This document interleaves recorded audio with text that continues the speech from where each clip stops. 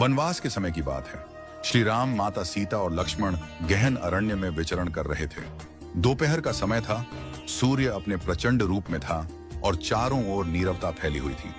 लंबा चलने के कारण माता सीता को प्यास लग गई। श्री राम ने भी प्यास महसूस की और उन्होंने चारों ओर दृष्टि दौड़ाई, परंतु दूर दूर तक केवल वृक्ष, लताएं और पथरीली भूमि ही दिखाई दी। कहीं भी जल का कोई स्रोत दृष्टिगोचर नहीं हो रहा था। भगवान श्री राम ने नमन करते हुए प्रकृति से प्रार्थना की, हे प्रकृति मां, यदि कहीं पास में जल स्रोत हो तो कृपा करके हमें उस ओर मार्ग दिखाइए।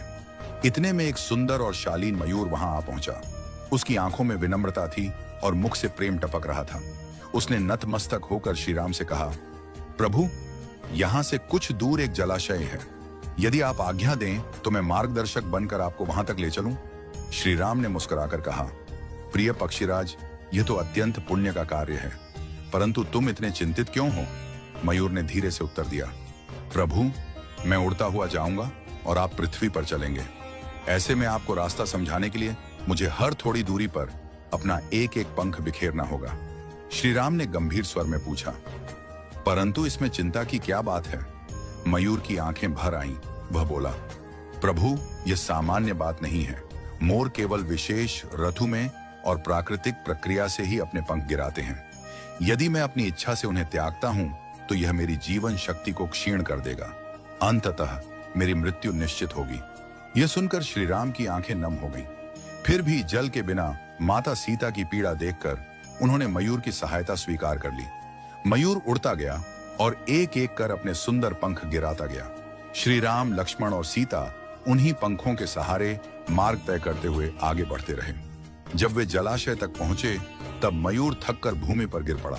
उसकी श्वासें मंद पड़ने लगी थी। जीवन का अंतिम क्षण आ पहुंचा था। उसने भगवान श्री राम की ओर देखकर कहा, प्रभु, आप वही हैं जो संसार की तृष्णा मिटाते हैं। आज मुझे इस पुण्य का सौभाग्य मिला कि मैंने आपकी तृष्णा मिटाने में योगदान दिया। मेरा जीवन धन्य हो गया। अब कोई भी इच्छा शेष नहीं है।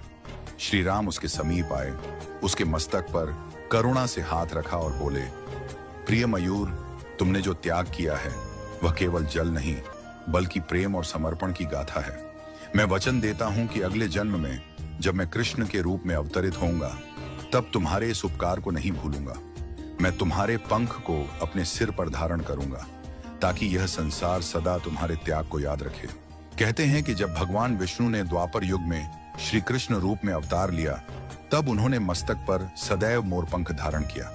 वह पंख कोई साधारण आभूषण नहीं था, वह एक आनंद की पूर्ति थी।